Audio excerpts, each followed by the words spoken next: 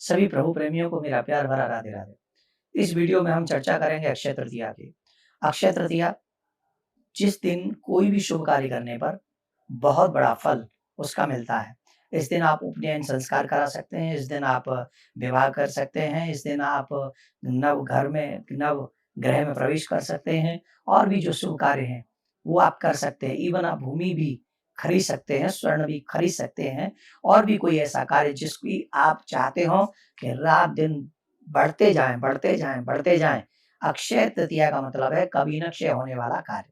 तो इस दिन आप भूमि ले सकते हैं, स्वर्ण ले सकते हैं, इस दिन आप मकान बनाना प्रारंभ कर सकते हैं और भी नए-नए अच्छे कार्य आप कर सकते हैं। इसका नाम है अक्षय तृतीया। अक्षय तृतीया वो शुभ दिन है जिस दिन वेद व्यास जी महाराज ने श्रीमद् महाभारत का निर्माण करना प्रारंभ किया। अक्षय तृतीया वो है जिस दिन भगवान विष्णु के छठे अवतार भगवान परशुराम का प्राकट्य हुआ। अक्षय तृतीया अपने आप में बहुत शुभ है। इसी के दिन पूरे साल बांके बिहारी के चरणों का दर्शन नहीं होता, परंतु अक्षय तृतीया के दिन जो भी मनुष्य वृंदावन आते हैं उनकी एक ही निष्ठा रहती है, कैसे भी बांके बिहारी के दर्शन हो जाए। प्रिया कांजू के भी चरणों के दर्शन अक्षय तृतीया के दिन होते हैं। तो आप लोग जब भी वृंदावन आए अक्षय तृतीया के दिन प्रिया कांजू के भी चरणों के दर्शन करें। और एक बात, इस दिन किया हुआ कोई भी शुभ कार्य जैसे किसी दीन की सहायता, भजन, जाप या गौदान या कोई भी दान जो भी आप करते हैं ये अक्षय हो जाता है, ये कभी न मिटने वाला पुण्य होता है। इसलिए अक्षय तृतीया के दिन सुबह ब्रह्म मुहूर्त में उठें, स्नान करें, संकल्प लें, दान करें, भजन करें, आदि आदि शुभ कार्य करें।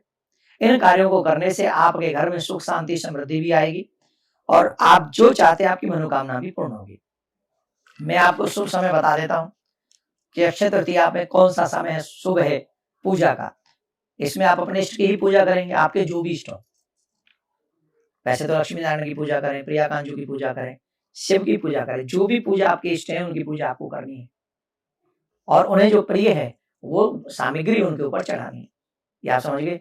अब मैं आपको मुहूर्त बता रहा हूं कि किस समय आपको ये कार्य करने से, पूजा करने से, भजन करने से, दान करने से, कुछ जमीन खरीदने से या स्वर्ण खरीदने से या ये सब चीजें करने से कौन से समय में शुभ होगा। तो वो मैं समय बता रहा हूँ, उस समय को आप ध्यान से सुने। प्रातः 6:02 से लेकर 7:38 तक आपका ये लिए शुभ मुहूर्त है। सुबह 9:15 से 10:50 तक शुभ मुहूर्त है। दोपहर 2:05 से लेके साय 7:50 तक बहुत ही शुभ मुहूर्त है। इस बात को नोट कर लें। सुबह 7:39 से 9:15 तक राहु काल है, इसमें कोई भी कार्य न करें। ये बहुत महत्वपूर्ण है, इसको नोट कर लें। राहु काल के समय कोई भी शुभ कार्य आपको नहीं करना है। इस दिन सौभाग्य योग, रवि योग, सर्वार्थ सिद्धि योग और दुर्लभ संयोग बन रहा है, जो इसे अत्यंत पुण्यदायी बनाता है। धार्मिक मान्यता है कि इस दिन किए गए जप, तप, स्नान और दान का फल कभी भी समाप्त नहीं होता है। तो हम लोग अक्षय तृतीया मनाएंगे 20 तारीख को, क्योंकि 20 तारीख को उदया तिथि है।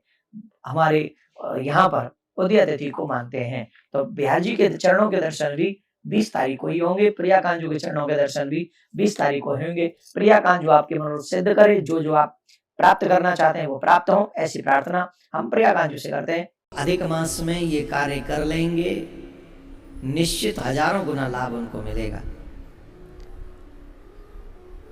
2 दीपक नित्य जलाओ इस अधिक मास में।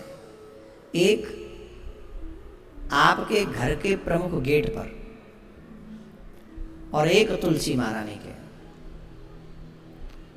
अधिक मास की रात को माने जब संध्या होने वाली होता हो, दीपदान करना बहुत पुण्यदायी होता है, बहुत ज्यादा। आप लोग तो यहाँ हैं, प्रिया कांजू के यहाँ पे दीपदान आप लोग नित्य कर ही रहे हैं और जो लोग बाहर हैं वो भी चाहें तो दीपदान करवा सकते हैं, वो भी प्रिया कांजू के मंदिर में, श्री धाम वृंदावन में।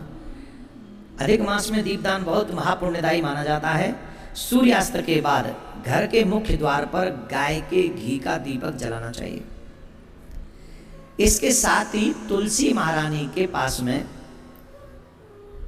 9 बत्तियों वाला दीपक जलाना चाहिए। कितनी? 9 बत्तियों वाला घी का दीपक जलाएं। दीपक रखते समय मन ही मन माता लक्ष्मी का आह्वान करें, विष्णु भगवान का स्मरण करें, ध्यान करें और जो भी आप अपनी मानसिक बातें, जिस चीज का अभाव है आपके घर में, उनकी प्रार्थना करें। लगातार शेष बचे हुए दिनों में अगर आप ऐसा करते हैं तो जिस मनोरथ के साथ में आप ये दीपदान करेंगे, इस मनोरथ को सिद्ध करने में ये दीपक अवश्य आपकी मनोकामना पूर्ण करेगा। इसमें कोई संशय हमको होना नहीं चाहिए। राधे राधे। कल हमने कहा था आपको एक उपाय बताएंगे जिससे आपकी नेगेटिव एनर्जी घर की भाग जाए। बताया था, याद है कि नहीं? नहीं याद है? कहाँ याद है? याद होती तो याद दिला देते। आपको तो याद नहीं, हम ही याद रखना पड़ता है तुम्हारा सब। अब सुनो, भोजन इत्यादि कर लेने के बाद जिनको लगता है घर में नेगेटिव एनर्जी बहुत है, काए कलेश बहुत है, धुंध बहुत है, अशांति बहुत है, और देखो मैं जितने भी भैया युवा बच्चे हैं उनसे निवेदन करूंगा, एक दूसरे से लड़ा मत करो। नए नए शादी वाले हो तुम लोग, लड़ा मत करो। आजकल अधैर्यवान बहुत हो गए, छोटी छोटी बातों पे वो पंखा पे लटक जाते हैं। अब हमारी बात समझ में नहीं आई। अरे बाबरे, आदमी तुम इतने ही पागल हो तो बाबा जी हो के वृंदावन आ जाओ, हमारे प्रिया कांजू के मंदिर में आ जाओ, हम ही रख लेंगे तुम्हें झाड़ू पहुंचा पे।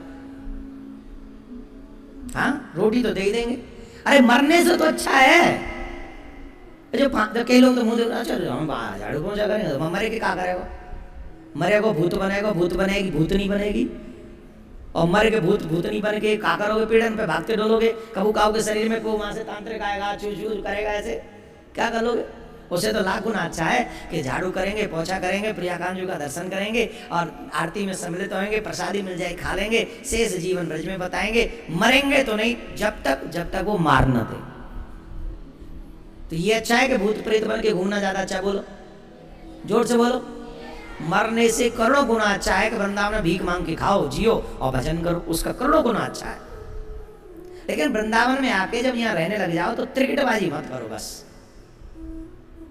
यहाँ आके भी लोग त्रिकटबाजी जो करते हैं ना, तो हमको लगता है कि ये तो अपना लोग परलोक दोनों बिगाड़ रहे हैं, जो ठीक नहीं है। तो जिनके घर में काए कलेश बहुत होता हो उनको भी एक उपाय बता देते हैं। रात्रि में भोजन इत्यादि करने के बाद दीपक, थोड़ा या तो चांदी का पात्र हो या मिट्टी का पात्र कोई भी हो, उसमें थोड़ा सा कपूर, 2 फूल वाली लौंग, थोड़ा सा कपूर ले लें, 2 लौंग वाली, 2 फूल वाली, जो फूल होता है ना लौंग पे, 2 लौंग वो ले लें जो फूल वाली हो, और थोड़ा गूगल उसमें डाल लें। शेष बचे हुए दिनों में नित्य उसकी धूप जो है वो पूरे घर में घुमाएं। तो जितनी भी नेगेटिव एनर्जी आपके घर में अभी तक है, वो सारी नेगेटिव एनर्जी इस कार्य को करने के बाद में समाप्त हो जाएगी। ये नित्य करें। अधिक मास में शेष जो बचे हुए दिन है, आज 3 दिन निकल गए अधिक मास के हैं, तो थोड़े बहुत दिन बचे, लगातार करते रहो। बोलो राधे राधे। जोर से बोलना पड़ेगा, और जोर से बोलना पड़ेगा। तो ये कार्य आपको शेष बचे हुए दिनों में करना है। तो घर का कलेश, नेगेटिव एनर्जी, सुख समृद्धि, ये आपके उपाय आपको बता दिए। संसार वाले जब जन्म लेते हैं तो रोते हुए जन्म लेते हैं, हाँ या ना? जवाब दो। और ना रोए तो डॉक्टर क्या कहते हैं? ये नॉर्मल बच्चा नहीं है। क्यों? रो नहीं रहा। मतलब संसार में नॉर्मल कौन है? जो रोता हुआ जन्म ले, और जो रोता हुआ जन्म न ले वो बोले वो अननॉर्मल है, वो कॉमन नहीं है, अनकॉमन है, नॉर्मल नहीं है। इसका मतलब है तुम रोते रहोगे तो इनको नॉर्मल लगोगे, जहां तुम हंसोगे तो तुम इन्हें नॉर्मल नहीं लगोगे। ये हंस क्यों रहा है, इनको परेशानी हो जाएगी। राधे राधे बोलना पड़ेगा। इसीलिए अपनी खुशी ज्यादा लोगों को दिखानी नहीं चाहिए। जब भी जाओ इनके सामने रोना बैठ शुरू कर दो, हाँ हम तो दुखी हैं, तो फिर इनको तुमसे जलन नहीं होगी। कसम से तुम जब ज्यादा खुशी दिखोगे, ज्यादा बड़े ठले नाचते गाते दिखोगे, इनको जलन होगी तुमसे। और अगर तुम रोते हुए दिखोगे, दुखिया दिखोगे, ऐसे परेशान से दिखोगे, ये बड़ा खुश होगा संसार। कोई बात नहीं, धैर्य बनाएगा तुम्हें दिखाने के लिए, पर मन से संतुष्ट है, बोले अच्छा है, भला है, टेंशन नहीं। अच्छा बताओ, हम गलत कह रहे हैं सही कह रहे हैं? ज्यादा लोग तुम्हें दुखी देखना चाहते हैं कि सुखी? जोर से बोलो। हैं? तुम किसी को ज्यादा दुखी देखना चाहते हो सुखी? अपने हृदय में झांको ना थोड़ा, जिससे तुम्हारी बनती नहीं है और वो एक गाड़ी लिया है बड़ी सी, अब बताओ कैसी बीतेगी तुम्हारे मन पे। और अगर कोई पड़ोसी कह भी दे अरे बड़ी गाड़ी लेके आया भाई, बहुत गजब का आदमी लग रहा है, अच्छा कमा रहा है, तो तुम्हारे मन में तो जो होगा सो होगा, अरे कौन जाने कैसे लाया है, शहर में रह के 420 करना सीख गया होगा। क्यों जल रहे हो ना अंदर से, तुम खुद नहीं लाए हो, वो क्यों ले आया? तो संसार का स्वभाव ही है ये। तुम किसी को देख के सुखी नहीं हो तो तुम्हें देख के भी कोई सुखी नहीं है। सुनो, संसार में सब दुखी देखना चाहते हैं तुम्हें, सिर्फ तुम्हारे माँ बाप और गुरु ही हैं जो तुम्हें सुखी देखना चाहते हैं। इसलिए ईमानदार बनना हो तो इन तीनों के लिए बन जाओ, इन तीनों के लिए ईमानदार बनो। भगवान श्री राम कही कथा सुहाई, भगवान दुनिया वाले रोते हैं, भगवान कथा कहते, प्रकट होते ही कथा कह रहे हैं, कही कथा सुहाई मतलब भगवान प्रकट होते ही कथावाचक बन गए। अभी राजकुमार नहीं बने, कथावाचक पहले बन गए। कही कथा सुहाई, माता जी आप हमें जानते नहीं, मात बुझाई, माता जी को याद दिलाया, आप पूर्व जन्म में शत्रुपा थी, आपने तपस्या की थी, महाराज चक्रवर्ती दशरथ मनु थे, उन्होंने तपस्या की थी, फिर हमने उनको वहां वरदान दिया था, उसी वरदान को सत्य करने के लिए अब हम आए हैं, अब हम आ गए हैं। अब बताइए, अब तो हमको आपको पता लग गया हम कौन है, बोला ठीक है, अब बताओ क्या करें, अब हम आपके पुत्र हैं, आपको हम अपने पुत्र लग रहे हैं कि नहीं लग रहे हैं? बोले ऐसे कोई पुत्र होता है 4 भुजा वाला? अगर किसी को पता चलेगा हमारे घर में 4 भुजा वाला आया है तो लोग हंसेंगे हम पे, नॉर्मल नहीं अननॉर्मल बालक है। तो क्या करें? बोले बालक की 2 भुजा होती, तो भगवान ने 2 भुजा हटा दी, बोला अब लग रहे हैं। बोले भगवान एक बात होता है, बालक इतना लंबा चौड़ा नहीं होता। फिर बोले बालक तो छोटा सा होता है, 2-2.5 किलो का, और आपका तो महाराज कहें क्या, तो लोग ही ना तो आप तो अच्छा बालक बन जाए, छोटे बन जाए। बोले हाँ, तो भगवान ने बाल रूप धारण कर लिया। कौशल्या मां से पूछा अब अच्छे लग रहे हैं? अरे महाराज बालक बोलता नहीं है। अच्छा बोलता भी नहीं है? बोले नहीं। तो क्या करता है? बोले बालक रोता है। अरे राम राम राम राम, रोना भी पड़ेगा। कौशल्या मां ने कहा इस दुनिया में भी कभी इन मानवों को झांक कर देख लो, जिस जिसको बना के भेजा रोते हुए पैदा किया आपने, सब रोते हुए आ रहे हैं। भगवान ने कहा सब रोते आते हैं ना? बोले हाँ ठीक है, चलो अब हम भी रोना शुरू करें। बोले हाँ रोइए। तो रोदन ठाना, इतना रोए इतना रोए। कौशल्या माँ कह रही है बस करो हो गया, इतना ही रोता है। अब भगवान कह रहे हैं बस नहीं करो, हम कोई कम काम नहीं करते, हम तो जो करते हैं वो बड़ा काम करते हैं, अब रोएंगे तो रोते ही रहेंगे। भगवान ने रोदन ठाना, ऐसा रोना शुरू किया कि कौशल्या माँ सोच रही हैं कि बस अच्छा कह दिया मैंने को रोना पड़ेगा, अब तो इतना रो रहे हैं, रो ही रहे। और सच बताएं, जब कौशल्या माँ ने पूछा इतना क्यों रो रहे हो, तब राम जी ने एक जवाब दिया कि हमसे पहले इस संसार में जो लोग आए हैं रावण की वजह से बहुत रोए हैं, बहुत रोए हैं। अब इनको रोना नहीं, अब इनको हंसना है, और इन सब के बदले में अब हम रोएंगे। इतना रोएंगे कि इनको नहीं रोना पड़ेगा, अब हम ही रोएंगे इनके बदले, सबके बदले अब हम रोएंगे। और वाकई भगवान श्री राम का चरित्र उठाकर देखो आप, राम जी का चरित्र पढ़े हो? बताओ श्री राम जी कितना रोए, बता सकते? नहीं। राम जी का जन्म हुआ तो राम जी जन्म के समय खूब रोए, और जब राम जी वन में जाने लगे तो चित्रकूट पहुंचते पहुंचते उन्हें संदेश मिला कि पिताजी का स्वर्गवास हो गया। पिताजी के विरह में खूब रोए। फिर वहां से आगे गए तो सीता जी का हरण हो गया। सीता जी के दुख में वियोग में खूब रोए, रोए कि नहीं रोए? फिर आगे गए, लक्ष्मण जी को शक्ति लगी युद्ध में, तो युद्ध में भी खूब रोए। उसके बाद जब राम जी अयोध्या वापस आए तो लोक अपवाद के भय से सीता जी को अयोध्या से बाहर किया। तो फिर राम जी सीता जी के वियोग में रोए। महाराज 11,000 वर्ष तक राम जी रोते रहे, भीतर ही भीतर, किसी को दिखाते नहीं थे। हर दिन सीता जी के विरह में राम जी रोते थे, हर दिन। आजकल के पति बस नाम के पति रह गए, ये पति नहीं है। पति भी कैसा होना चाहिए ये भगवान श्री राम से सीखना चाहिए। चाहे पत्नी शरीर से दूर हो लेकिन हृदय से दूर नहीं होनी चाहिए, ये पति का धर्म है। एक ही पत्नी के प्रति जीवन भर उसके साथ में निभाना है, ऐसा नियम भगवान श्री राम से बड़ा और कौन निभा सकता है। राम जी सीता जी के विरह में 11,000 वर्ष तक रोए। और जब लव कुश को लेके वाल्मीकि ऋषि आए, सीता मां को साथ में लाए, सभी सभा के मध्य में सीता मां ने कहा, अगर मैंने अपने मनसा वाचा कर्मणा राम जी को छोड़कर एक क्षण भी किसी पुरुष का चिंतन किया हो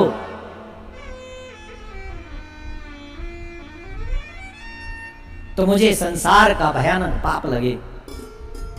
और अगर मैंने कभी भी अपने पति को छोड़कर, भगवान श्री राम को छोड़कर अन्य पुरुष का कभी चिंतन नहीं किया एक क्षण भी, तो हे पृथ्वी मां, तुम इसी समय मुझे मार्ग दे दो।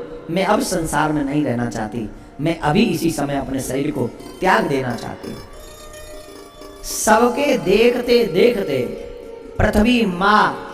पृथ्वी 2 भागों में बटी और स्वयं पृथ्वी मां सिंहासन पर बैठकर आई और कहा, सीते तुम मेरी पुत्री हो, आओ अब तुम्हें मैं दुखी नहीं देख सकती, मेरे साथ चलो। और तुरंत पृथ्वी मां ने अपनी गोद में सीता मां को लिया और पृथ्वी मां लेकर इस पृथ्वी में समा गई। ये मां सती सीता जी का सतीत्व है।